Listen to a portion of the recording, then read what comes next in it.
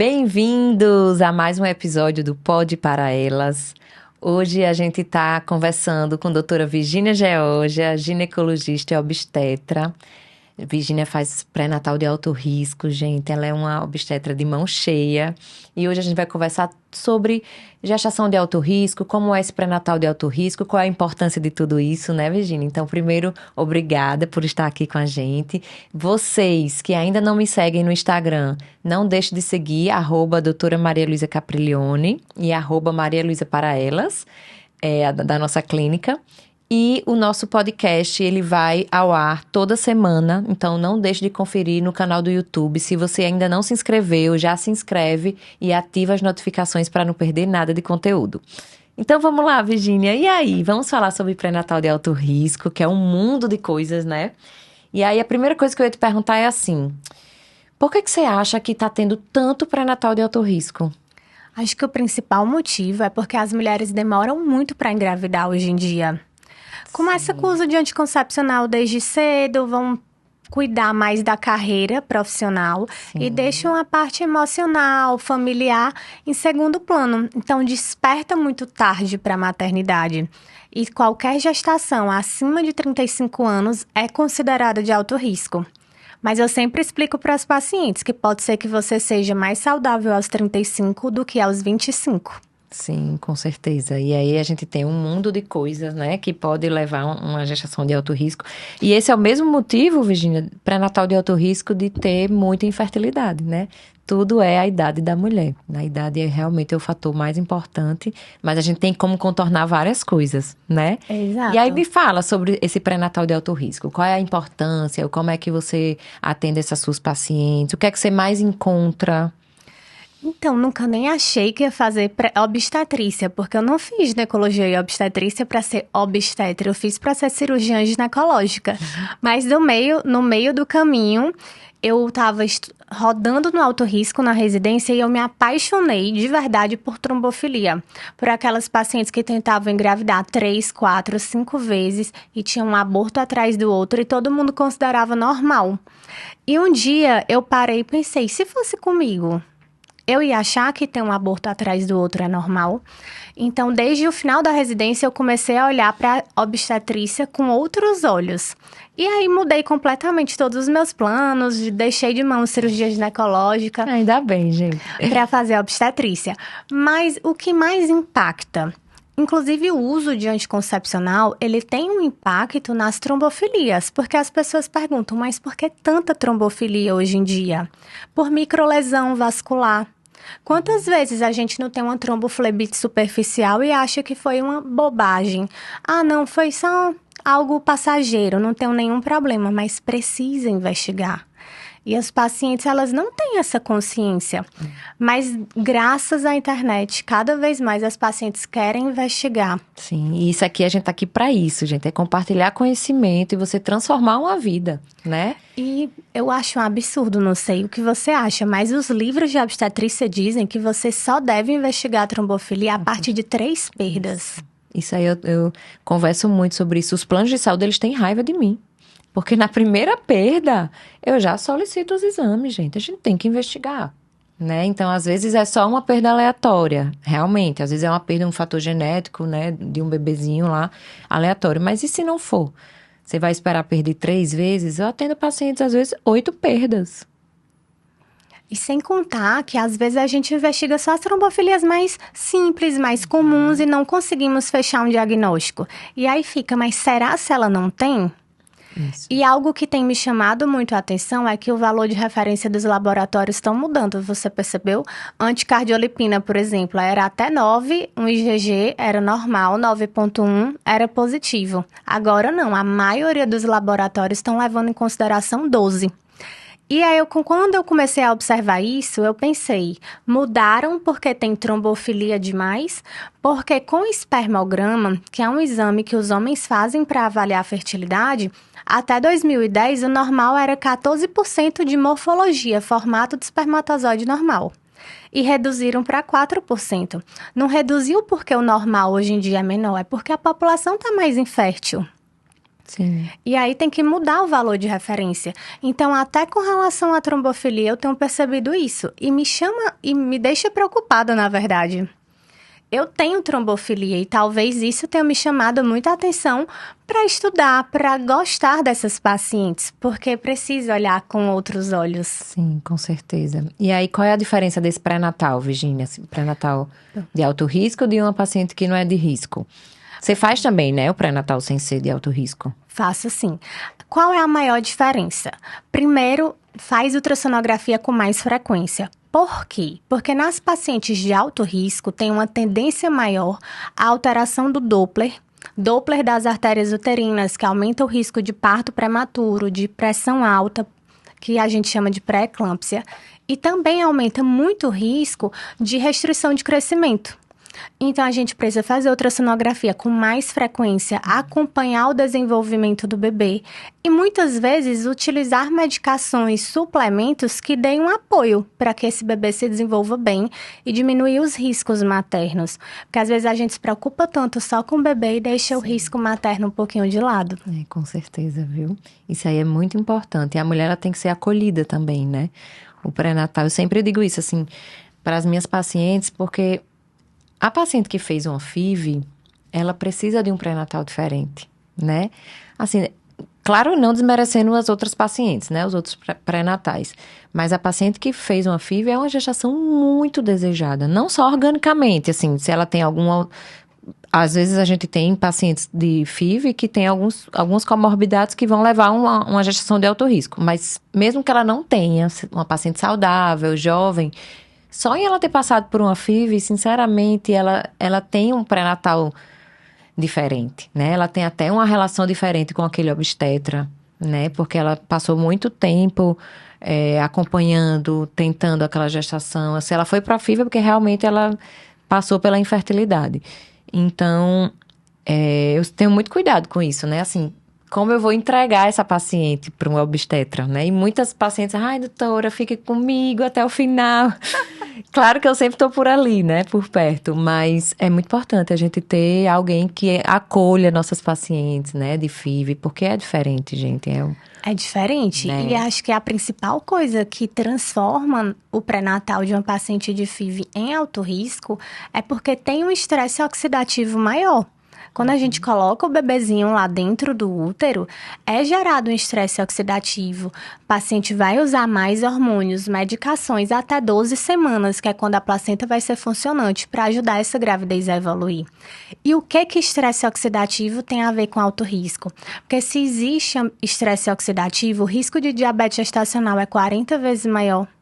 De pré-eclâmpsia, na hipertensão na gestação, é quase 50 vezes maior. E aí isso tem uma relação direta também com ferro na gravidez. Eu amo ferro, tá? Mas eu vou falar dele um pouquinho porque tem a ver. A gente tá Todas as pacientes, hoje em dia, querem tomar ferro desde o dia que engravidam. Desde antes de engravidar. Desde antes. Né? O ideal é corrigir ferritina, que deve ser acima de 75 antes de engravidar. Isso. Porque excesso de ferro no primeiro trimestre está relacionado a estresse oxidativo, diabetes gestacional e hipertensão. Então, por exemplo... O excesso. Mas e aí, o que seria excesso? Uma paciente com ferritina de 5 e eu vou repor, tudo bem. Mas a gente nem faz dose padrão. Porque às vezes a paciente, mas eu sou saudável, minha insulina era ótima, por que eu tô com diabetes gestacional? Aí eu paro para olhar, tomou 6 ampolas de ferro no primeiro trimestre. Fazia atividade física, parou de fazer. Então, tudo que era um ambiente controlado, começa a ser um ambiente que tá ali inflamado, com estresse oxidativo muito importante. Com certeza. E aí, só que você falou essa questão do aumento da diabetes, da pré-eclâmpsia, justamente por isso, gente, que agora na FIV, quando a gente vai transferir embrião, uma tendência mundial é você fazer ciclo natural. Então, eu tô fazendo muito... Eu só não faço o ciclo natural quando realmente a paciente não tem indicação. Aquelas pacientes anovulatórias, elas não ovulam. Então, enfim, a gente precisa fazer o ciclo medicado. Que é o ciclo medicado é quando a gente prepara o endométrio com hormônio para ela receber o embrião. Então, já é comprovado que quanto mais hormônio ela usa nessa transferência, nesse processo de transferência de embrião, maior a chance, sim, dela ter essas comorbidades na gestação.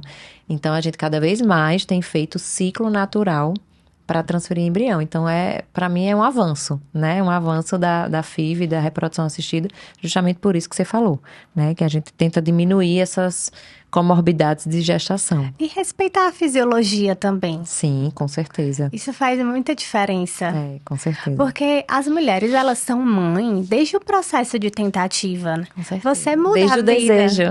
Desde o desejo de engravidar. Não é só ali no beta positivo. É muito tempo se preparando para isso. Então, para evitar, diminuir o risco de uma gravidez de alto risco, precisa ser ativa. Precisa fazer atividade física. Gente, é inegociável fazer atividade física. Eu não amo fazer atividade física, Malu adora. Eu amo, sou viciada. Mas, se eu não fizer, hoje em dia me faz mal, eu me sinto mal. Se não gosta, vai ter que gostar de alguma coisa, gente. Você gosta de dança? Olha, o que eu mais odeio gosto... dança. Não gosto de não dança. sei dançar. Eu gosto de crossfit. Então você gosta de... Então você gosta. Mas assim, eu não sou...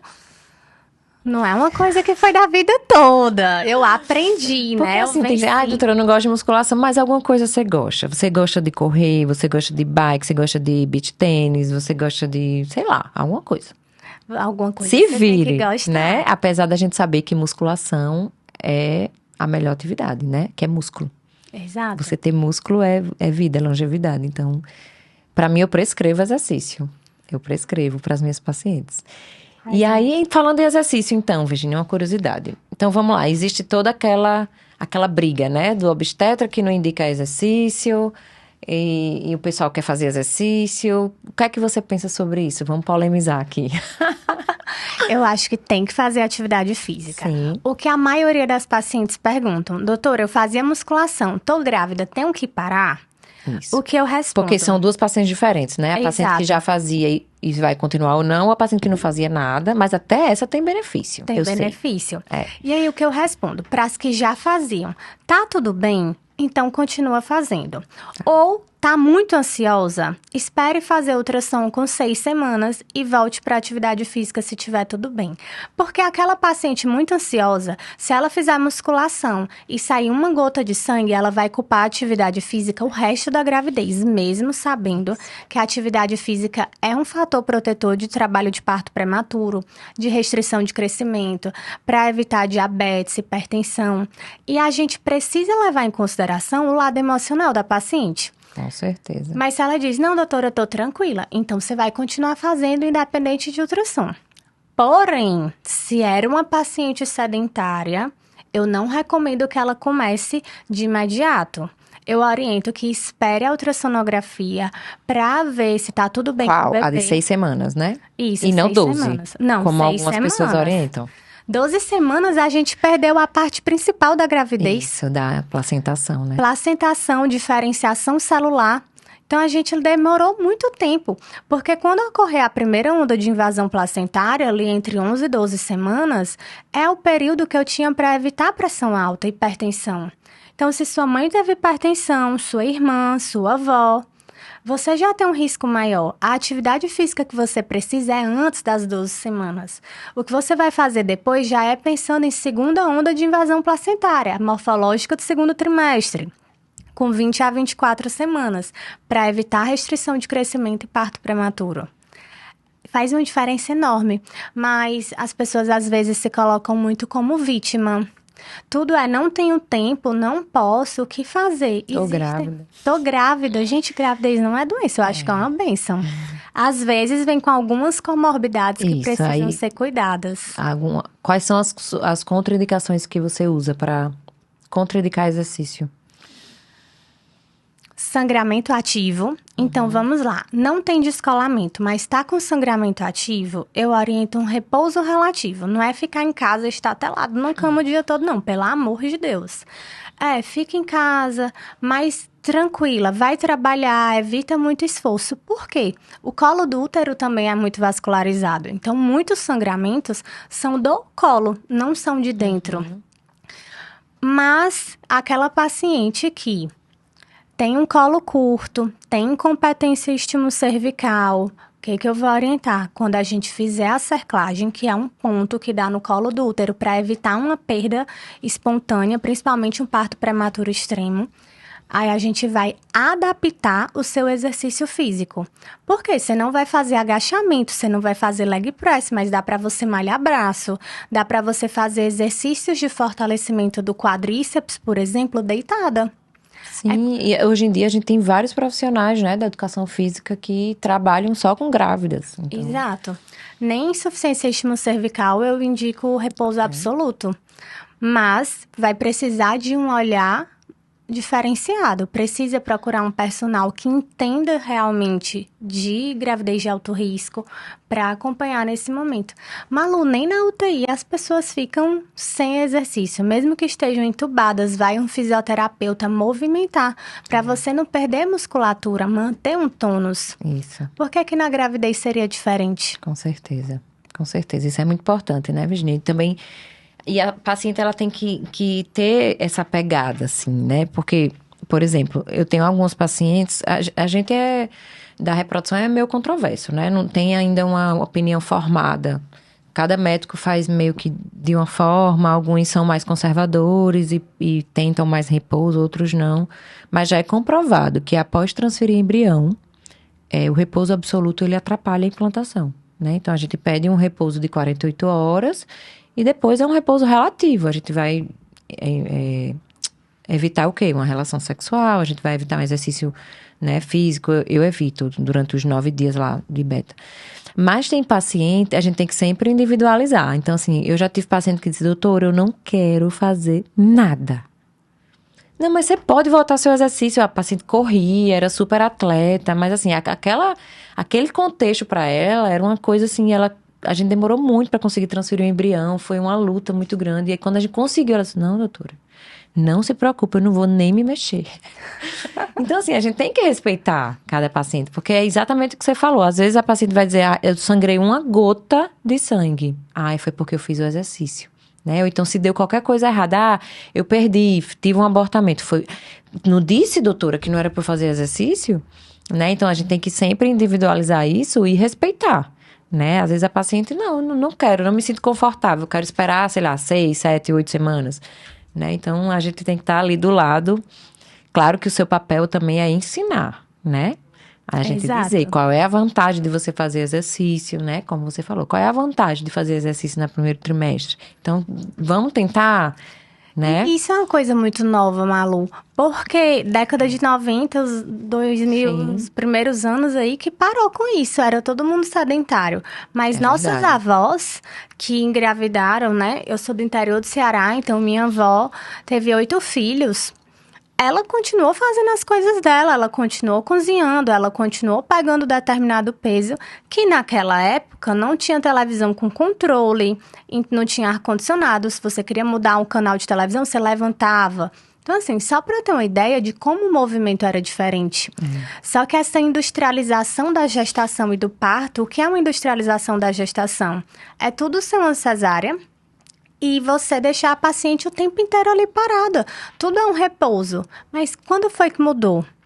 Eu gosto de comparar muito fisiologia obstétrica dos humanos com os animais. Eu falo, os animais, eles continuam trabalhando quando estão gestantes.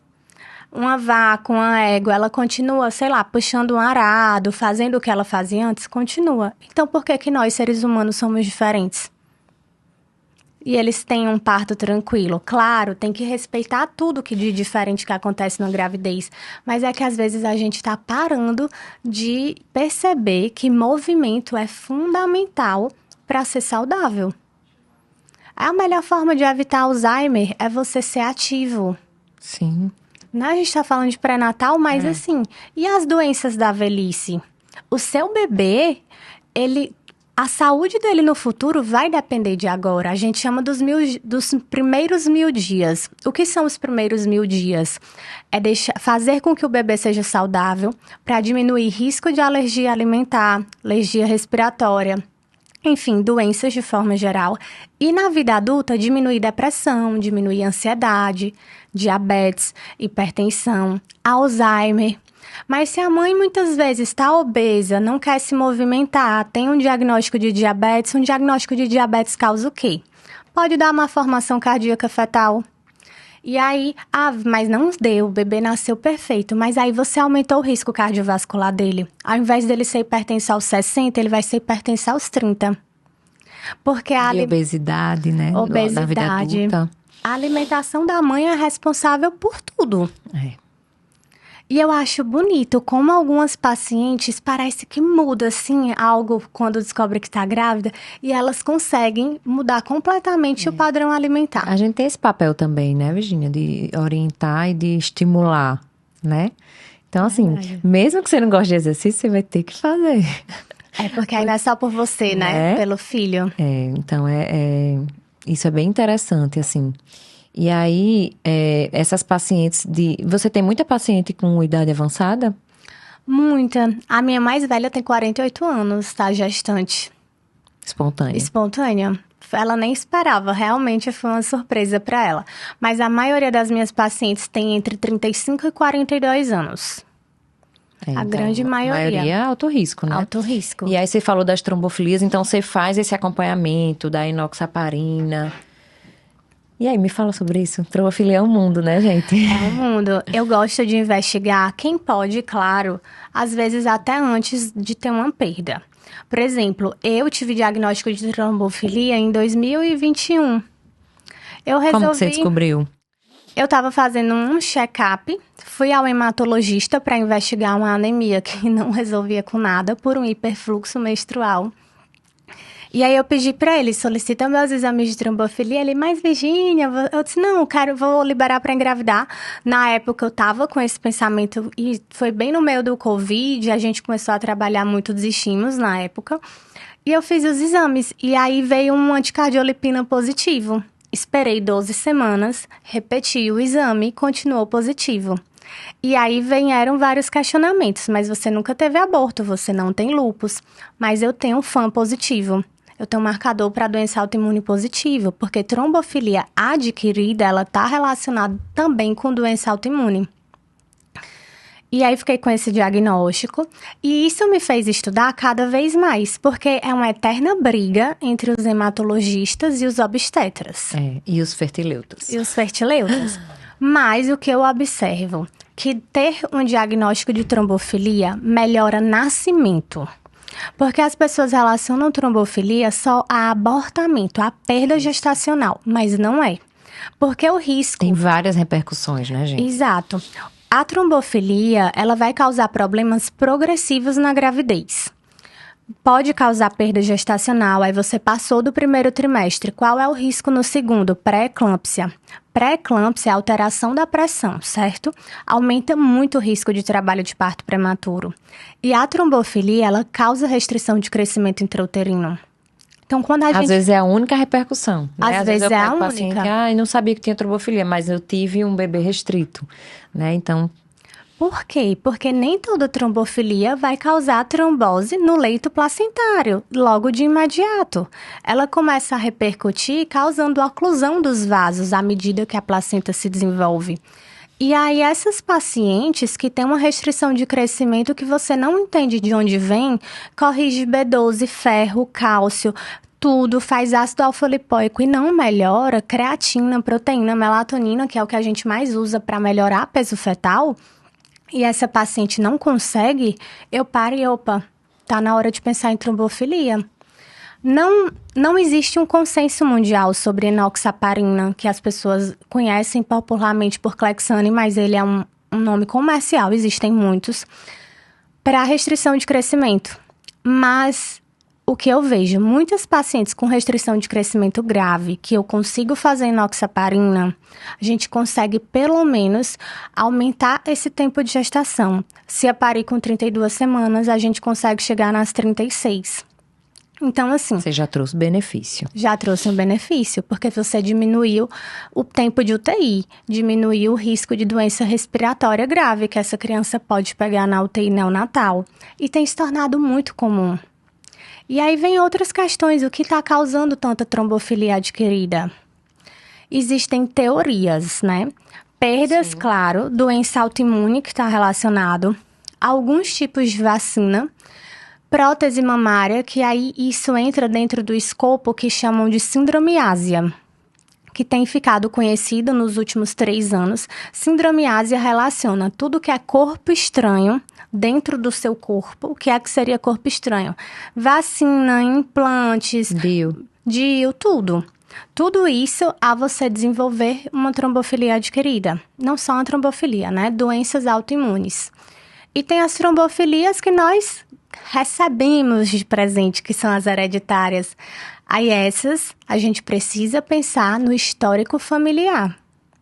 Irmã teve parto prematuro, teve bebê com restrição de crescimento, alguém na família teve muitas perdas, alguém teve AVC jovem, tem trombose na perna, porque a gente para de investigar essas pacientes muitas vezes. Pergunta só dela, mas e o histórico? Histórico familiar, faz parte da anamnese. Faz. Cada grávida carrega 3 gerações, né? Você, o filho e seu neto. Então, você é responsável por 100 anos aí pra frente de saúde ou de doença. Sim. Você podendo escolher. Exato.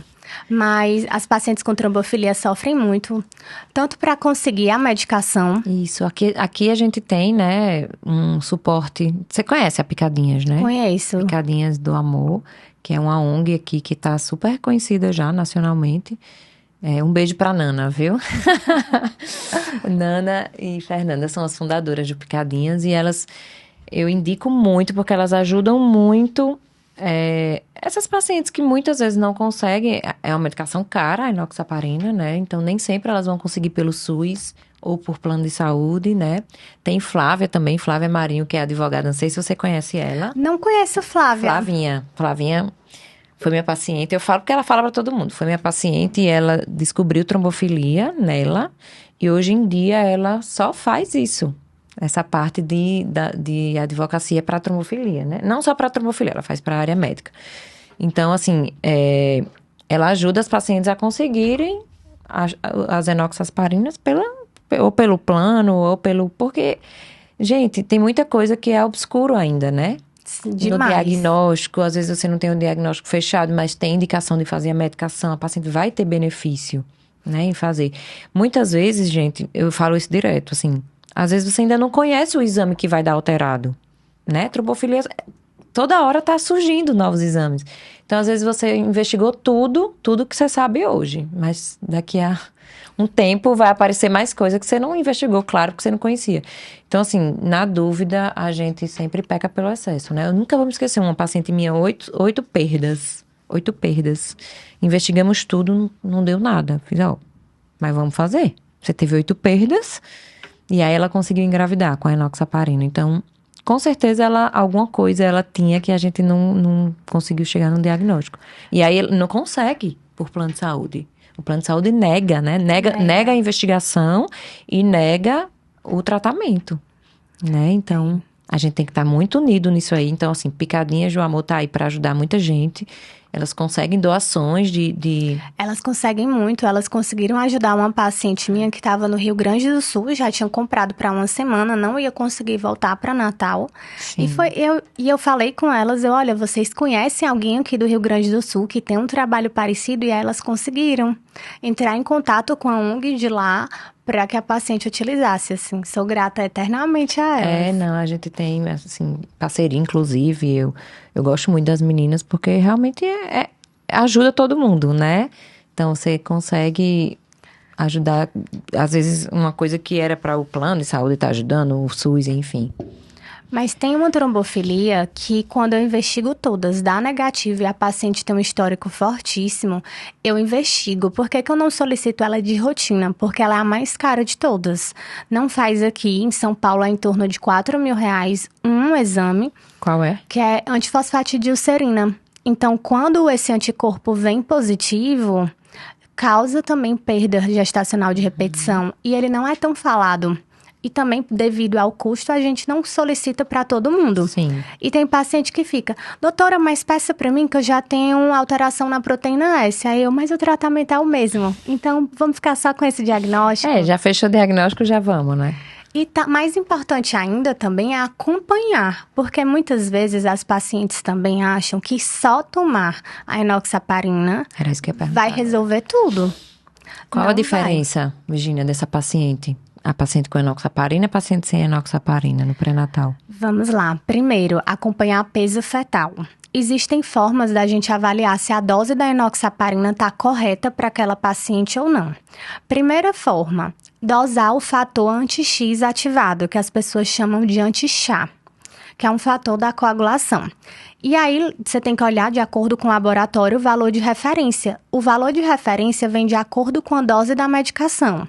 Exemplo, se você usa 40 miligramas, para o fator anti-X ativado estar entre 20 e 40. Se ele está menor que isso, ou maior, é porque essa dose está alterada, ou para menos ou para mais, e a gente vai ajustando. Existe uma outra forma de avaliar.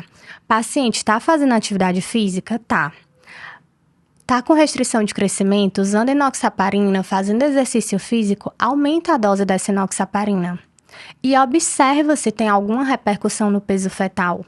E outra forma, que é indireta de a gente avaliar, é líquido amniótico no terceiro trimestre. Começou a oscilar muito, de repente cai, vai para 5, para 4.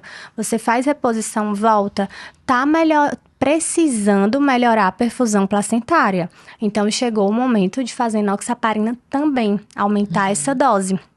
E, claro, lembrar que isso é do ponto de vista materno-fetal. Mas a trombofilia, o maior risco para a mãe é no pós-parto.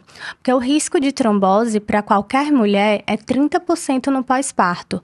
Para uma mulher que tem trombofilia é 60%. Então, muitas vezes as pacientes usam enoxaparina a gestação inteira, pariu o Mateus hoje e não quer mais usar os 30 dias, 40 no pós-parto. Mas aí vem um risco de embolia, tromboembolismo venoso, embolia pulmonar.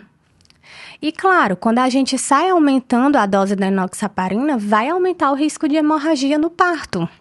Sim. Isso precisa ser muito conversado. Minhas pacientes, eu gosto muito de parto normal, então muitas pacientes minhas querem parto normal. E aí, quando elas usam doses altas de enoxaparina, 80 miligramas, 120, eu converso, vai querer um parto normal. Então, nesta dose, a gente vai precisar quebrar, né? Você não vai tomar 80 miligramas de uma vez, vai tomar 40. E vamos pensar em internar você, trocar a enoxaparina por heparina, que existe um remédio, um antídoto. Por quê? Qual é a questão da mulher que usa uma dose alta de enoxaparina? É que pode ser que você não veja seu filho nascer se você indicar uma cesárea de urgência durante o trabalho de parto, porque não pode fazer raquianestesia. Se você usa doses maiores que 40 miligramas, precisa ter 24 horas para que faça uma hack. Então, a paciente vai fazer uma anestesia geral e aí ela não vai ver o bebezinho nascer. E o bebê também pode nascer e precisar de um suporte respiratório. Então, a gente precisa alinhar as expectativas. Sim, com certeza. Usa 80 miligramas de enoxaparina. Quer um parto normal? Então, vamos pensar em lhe internar, induzir esse parto, trocar a medicação por heparina, que é uma medicação que a gente basicamente só faz internada, porque se precisar de uma cesárea de emergência, tem como fazer um antídoto. Olha aí que interessante. A paciente tem que saber isso desde o início, né? E aí, já que você falou de parto, Virgínia, vamos lá para outra polêmica. Falando de parto, né? Parto normal, isso se fala muito hoje em dia. Quem pode ter parto normal, quem não pode. Então, isso é uma dúvida frequente das pacientes. Paciente com 2 cesáreas, você indica parto normal? Como é que tá aí essa atualização? Vamos lá, eu explico Na minha época, faz... Fazia, ou não fazia na sua época? Na minha época, eu fiz Santa Marcelina, em São Paulo, 2 cesáreas era cesárea. Então... Interativa. Vou contar uma história que aconteceu no meu Mas eu sei que já muita coisa mudou, a gente já se atualizou muito. Faz 9 anos que eu não faço parto. No meu último mês de residência, faz tempo. Acho que faz uns 7 anos.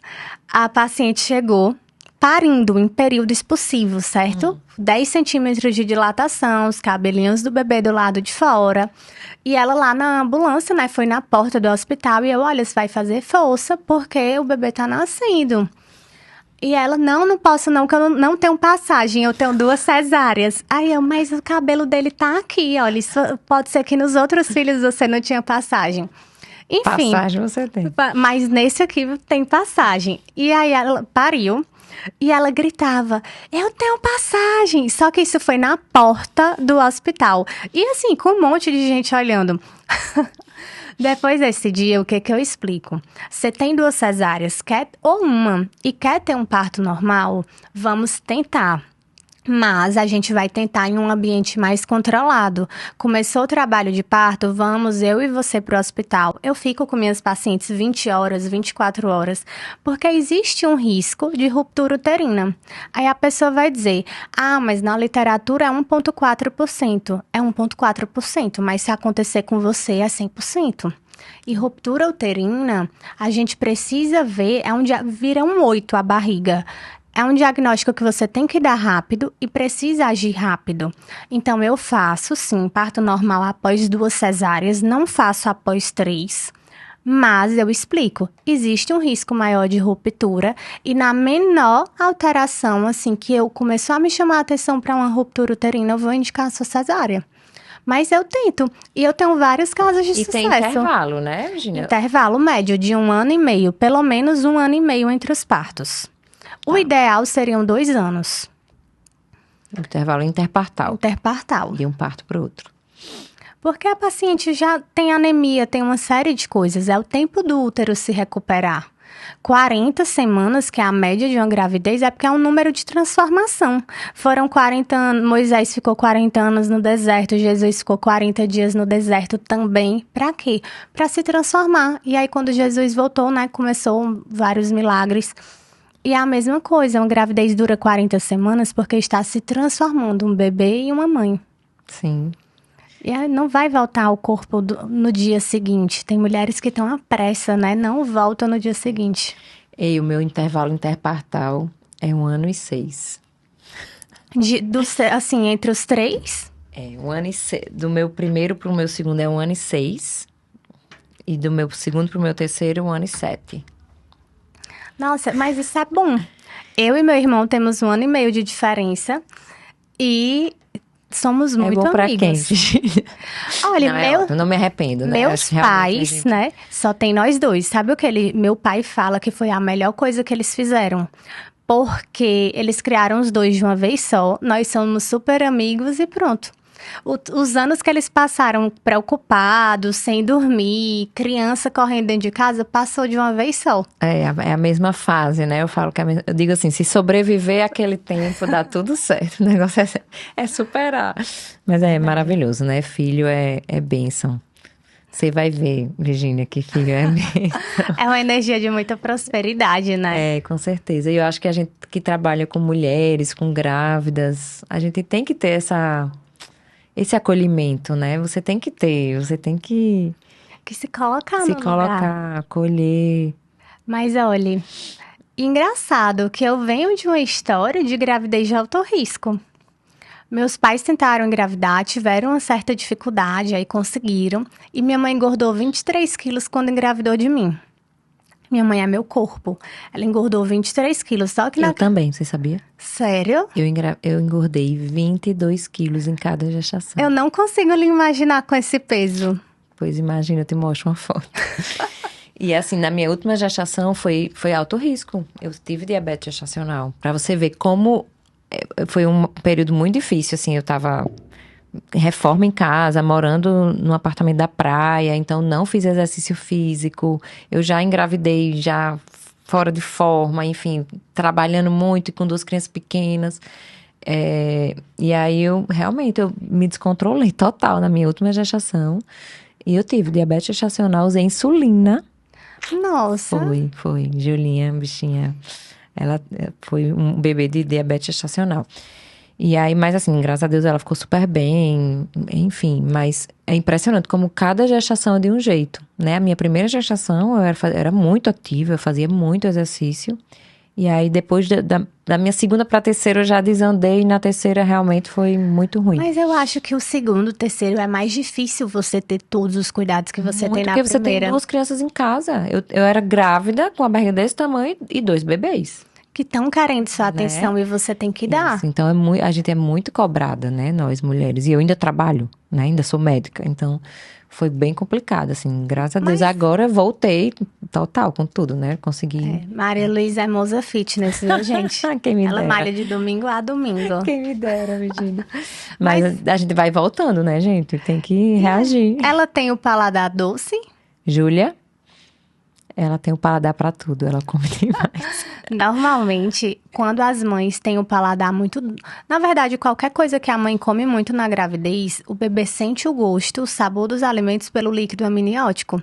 Então, tem mãe que fica, esse menino nunca comeu uma verdura na introdução alimentar. E eu penso, mas você também nunca comeu um brócolis, por exemplo.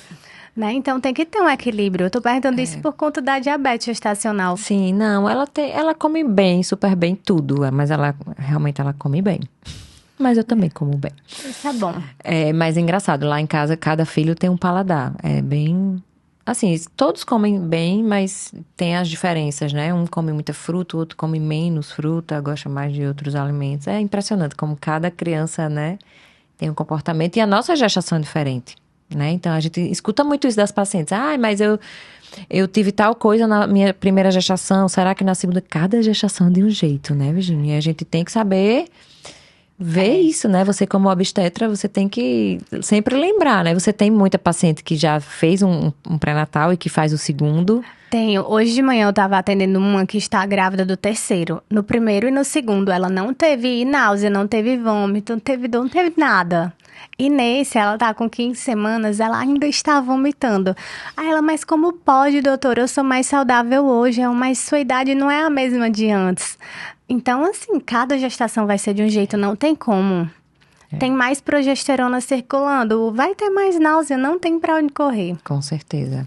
E também a gente relaciona muitos aspectos emocionais com os sintomas da gravidez. É muito importante, né, essa relação emocional. Muito. Às vezes uma paciente que é uma gravidez que não foi planejada e nem desejada, essas pacientes, elas têm mais sintomas. Às vezes a gravidez se torna mais pesada mesmo, um peso. E eu sempre digo isso, a gente conversar com o nosso filho, né? É tão importante, assim, porque o que você passa na gestação, você passa pro seu bebê. E, assim, até quando a gente faz fertilização in vitro com óvulo doado, então, assim, aquela mulher, ela não tem óvulos, ou ela tem óvulos de má qualidade, ela recebe óvulos doados e ela vai gerar dentro da barriga dela o óvulo de outra pessoa, né? Então, o DNA é de outra pessoa, né? E aí a gente estuda muito a epigenética hoje em dia, né? Que é a transformação do gene com o ambiente. Então, aquele bebezinho, ele não tem o seu DNA, né? Da mãe que tá carregando, mas ele está no ambiente que é o útero dela. Então, ele vai escutar a voz dela, ele vai se alimentar do que ela se alimenta. Então, é impressionante como muitas vezes esse bebê nasce com características daquela mãe. É verdade. Eu explico assim para as pacientes entenderem, às vezes, na consulta. Eu pergunto, como é o histórico familiar? Tem câncer na família? E elas respondem, eu sou adotada, eu não sei. Aí eu, não. E na sua família adotiva? Porque a epigenética é isso, é o quanto o ambiente vai influenciar. Então, se você come a mesma coisa que sua família, embutidos, vai ter um risco maior de câncer de intestino, de câncer de mama. Então, a epigenética, o ambiente, ele influencia em tudo. E o bebê, ele tem a audição completamente formada com 21 semanas. Mas desde antes, as pacientes precisam conversar com os filhos. Sim. Ele precisa se sentir amado. Você não acha que um filho, quando vem, é uma permissão divina? Sim. Né? Um filho é Deus, a gente faz nossa parte, você faz sua parte também como fertileuta, mas é uma permissão divina. Sim, com certeza. A gente faz eu sempre falo, são 3 coisas, o casal, o médico e Deus. Eu acredito de verdade nisso e parece que às vezes quando eu tô ali meio fraca na minha fé, chegam uns casos assim no consultório que caramba, não tem como não ver Deus aqui. Deve acontecer com você também. Com certeza, né? Ainda mais eu que trabalho com vida, né? Então eu vejo Deus em tudo, né? Na FIV que existe muito essa diferença, né, de religião e tudo. Para mim, FIV é Deus, gente. A gente é só instrumento, né? Você gerar um filho, você conseguir construir uma família. Então, é uma família que não teria um filho e através da fertilização ela vai ter. é Deus, gente, isso, né? Deus é família, então eu acredito muito nisso. E aí é muito importante, Virginia, você que acolhe essas pacientes, você ter essa espiritualidade, né? Esse acolhimento mesmo. Deixa eu contar uma história. Não tem a ver com pré-natal de alto risco. Eu sou católica, então quem não for, perdão. Mas eu sonhei em 2021, no ano que eu descobri a síndrome de anticorpo antifosfolipídio, no dia 29 de dezembro de 2021, eu sonhei com uma santa chamada Nossa Senhora das Flores. E eu adoro estudar sobre sonho. Aí eu acordei, estava de férias na minha cidade. Aí eu, mãe, você conhece essa Nossa Senhora das Flores? Eu sonhei com ela e contei o sonho. Aí ela, não, você está confundindo com Santa Terezinha. E meu pai, que é bem direto, menina, abre logo essa internet, olha aí, pesquisa para ver se existe. E existia. E é uma aparição de Nossa Senhora em uma cidade chamada Bra, na Itália, para salvar uma grávida na hora do parto. Então, nesse dia, mudou realmente, assim, deu um clique. E eu comecei a fazer muito mais obstetrícia a partir de 2022 do que eu fazia antes, por causa também desse sonho. Porque nada na vida é em vão. Então, assim, Deus está ali em todos os momentos, né? Ele vai só nos guiando. É isso aí, Virginia. E aí, pra gente finalizar essa conversa maravilhosa, gente, é muita coisa. A gente passaria aqui uma noite inteira conversando. Eu sei que você gosta de chá. Ai, amo. Virginia é a doutora do chá. Então ela... Ou a véia do chá, como eu me chamo. E assim, eu tô aprendendo a gostar de chá. Eu não sou fã de chá, eu amo café. Mas tem horas que a gente precisa de um chazinho e tudo. E eu sei que as suas pacientes, elas gostam muito disso, né? Do chá. E tem muito chá com significado. E o que é que você falaria, assim, para uma grávida que gosta muito de chá? O que é que você orienta? Você suspende chá? Não. Existem chás que podem, chás que não podem? Existem. Por exemplo, chá de gengibre é o chá mais seguro de todos e pode ser usado em qualquer trimestre da gravidez. Eu tomava esse chá de gengibre, mas eu odiava. E é bom pra náusea, mas pra quem gosta de malhar, de termogênico, tá grávida, não pode tomar termogênico, tome um chá de gengibre, porque ele é... Tem limão com gengibre, né? Um que é bem famoso. É bem famoso. Ele vai estimular o metabolismo também, melhora a náusea. Mas você pode tomar em qualquer trimestre chá de gengibre, chá de limão, de laranja e de maçã. Abacaxi não pode ser tomado porque aumenta a contração uterina. Chá de hortelã causa cólicas e, dependendo da quantidade, pode ser considerado abortivo. Hibisco também não pode. Virginia, e camomila, eu tenho 35 semanas. Uma vez ou outra pode, mas ser rotina e tomar todo dia, nem pensar. Então, basicamente... Olha só, nem camomila, Nem camomila, porque camomila também estimula a contração. Agora, quando chega nas 37 semanas, aí eu libero chá de erva doce, libero chá de canela. Por quê? Porque agora a gente quer contração uterina, a gente quer que esse bebê nasça. Sim. Então, é permitido. Então, por exemplo, tomar um chá de erva doce uma vez na gravidez inteira não vai causar malformação. Mas tem paciente que toma chá de erva doce e capim santo todo santo dia. Não, que é isso. Aí causa restrição de crescimento. Você toma chá todo dia? Eu tomo chá todo dia. Só que eu mudo os sabores. Cada dia da semana eu uso um sabor diferente. Eu raramente repito o mesmo sabor. E eu não tenho nenhuma alteração. Você tomou chá lá na clínica?